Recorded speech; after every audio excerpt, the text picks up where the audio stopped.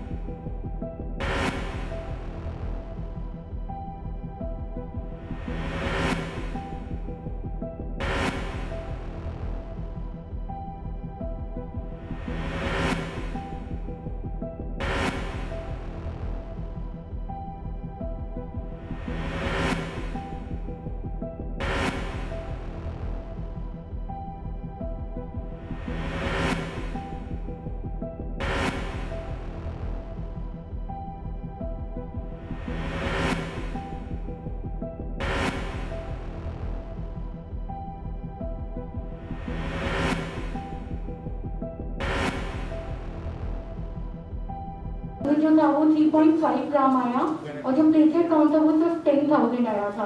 तो उन्होंने बोला कि इसको इमीडिएटली ब्लड ट्रांसफ्यूजन की जरूरत है, इसको जल्दी से हॉस्पिटल में एडमिट कीजिए। उसके बाद हम मैक्स हॉस्पिटल गए थे दिल्ली के, वहाँ पर ब्लड ट्रांसफ्यूजन हुआ और उन्होंने बहुत सारे टेस्ट वगैरह किए, बोन मैरो टेस्टिंग करी वहाँ पर। तो वहाँ पर मुझे डायग्नोज हुआ एप्लास्टिक एनीमिया। उस टाइम तो पता भी नहीं था। देखिए, हमारे यहाँ पार्टी संगठन चुनाव लड़ता है और उचित समय आने पर जब चुनाव डिक्लेयर होंगे, पार्टी अपना उम्मीदवार डिक्लेयर करेगी। प्रभारी बना गया है, किस तरह से रणनीति कुछ तैयार हुई है क्या? भारतीय जनता पार्टी हमेशा तैयार रहती है, इस बार भी तैयार है जीतने के लिए। एनीमिया को लेकर पिछले दिनों जन जागरण रैली के रूप में एक रथ प्रारंभ किया था डॉक्टर द्विवेदी जी क्लिनिक से। और ये एक प्लास्टिक एनीमिया ऐसी बीमारी है, एनीमिया तो हमने सुना था कि ब्लड की कमी होती है, लेकिन प्लास्टिक एनीमिया उससे भी ज़्यादा घातक है, क्योंकि उसमें इतनी बीमारियों से जिसको होती है उसमें हेमोग्लोबिन कम हो जाता है, प्लेटलेट कम हो जाते हैं और जीने और मरने का संघर्ष उनके बीच में रहता है। और वास्तव में जिन गरीब या मध्यम वर्गीय परिवार को होता है वो पूरा परिवार प्रभावित होता है। आयुर्वेदिक में बहुत अच्छा इलाज है। हमने आज कुछ ऐसे व्यक्तियों से मिले, बालिकाओं से मिले जिन्होंने आयुर्वेदिक में डॉक्टर द्विवेदी जी का इलाज किया और जो इनका हीमोग्लोबिन 3.5 था, आज 10 से ज़्यादा है। प्लेटलेट 10,000 थे, आज 1 लाख से ऊपर हैं। तो वास्तव में इस माध्यम से भी प्लास्टिक एनीमिया की बीमारी को दूर किया जा सकता है और उसका जन जागरण पिछले दिन किया, उसका समापन है, पुरस्कार बांटे गए। मैं डॉक्टर द्विवेदी को धन्यवाद देता हूँ ऐसे आयोजन के लिए। मतलब चुनाव की नज़दीकियाँ आ गई है। आज 4 मार्च को अप्लास्टिक एनीमिया अवेयरनेस डे पर एक सेमिनार रखा है। 4 मार्च को पूरा विश्व अप्लास्टिक एनीमिया अवेयरनेस पर प्रोग्राम आयोजित करता है। जो भी डे हम लोग मनाते हैं उसका उद्देश्य होता है कि उससे रिलेटेड जानकारी लोगों तक पहुंचाना।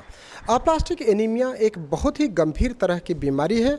इसमें शरीर में बोन मैरो कार्य करना बंद कर देता है। बोन मैरो कार्य नहीं करने के कारण हमारे शरीर में प्लेटलेट्स की संख्या कम हो जाती है और उसमें कहीं से भी रक्त स्राव हो सकता है।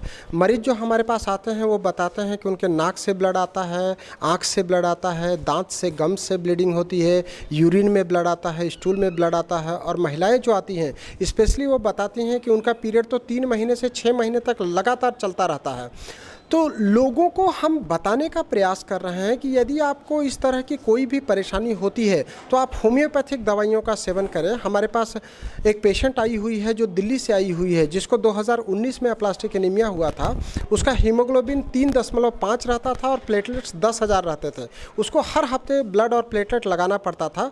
वो लोग काफ़ी परेशान हो गए थे। अक्टूबर 2019 में हमारे पास आए और हमने जब ट्रीटमेंट चालू किया तो मार्च 2020 में लॉकडाउन हो जाने के बाद भी उनको दवाई लगातार हम लोग पहुंचाते रहे और अप्रैल 2020 से आज मार्च 2021 तक उसको एक बार भी ब्लड लगाने की ज़रूरत नहीं पड़ी, प्लेटलेट चढ़ाने की ज़रूरत नहीं पड़ी और उसका पीरियड जो बहुत ज़्यादा प्रोलॉन्ग रहता था वो भी पूरी तरह से नॉर्मल हो चुका है।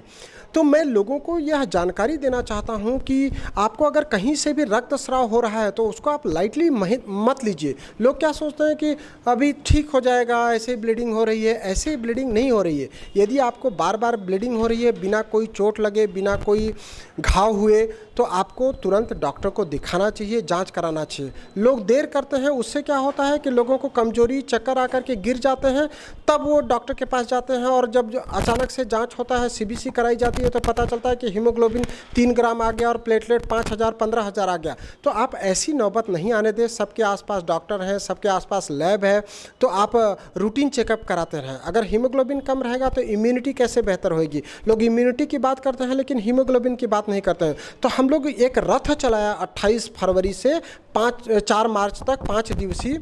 उस रथ के माध्यम से हम 50,000 घरों तक पहुँचे, 50,000 लोगों तक पहुँचे। उनको ये बताया कि अगर आपको सिर दर्द होता है, चिड़चिड़ापन रहता है, कमजोरी रहती है, कमर दर्द होता है या बुखार जैसा हमेशा बना रहता है तो ये लक्षण एनीमिया के हो सकते हैं। अगर आपको सीढ़ी चढ़ने में श्वास की परेशानी हो रही है, दम भर रहा है तो ये भी लक्षण एनीमिया के हो सकते हैं। आपके घर में जो चीज़ें उपलब्ध हैं आप उससे भी खून बढ़ा सकते हैं, जैसे गुड़ चना है, पालक है, पनीर है, बादाम है। इस तरीके का जब लोगों को समझाया तो लोग बहुत खुश हुए और हमारे इस कार्य की बहुत सराहना किया। लोगों ने बताया कि जो जानकारी उनको मोटी फीस देने के बाद भी नहीं मिल पाती थी, वो जानकारी उनको घर में निःशुल्क इस रथ के माध्यम से मिली। तो उसके लिए लोगों ने बहुत सारा हमको धन्यवाद दिया। यहाँ तक कि एलोपैथिक डॉक्टरों ने भी हमारे इस अभियान की सराहना किया। हमारे सांसद श्री शंकर लालवानी जी ने उस रथ को हरी झंडी देकर के रवाना किया था। सांसद जो होता है वो शहर का प्रतिनिधि होता है, तो उनके माध्यम से हमने यह अभियान चलाया था और आज उसका हमने समापन भी किया। समापन मैं डॉक्टर AK द्विवेदी, सदस्य वैज्ञानिक सलाहकार बोर्ड, आयुष मंत्रालय, भारत सरकार, संचालक advanced homeo health centre, Indore. Bureau report, voice of rights.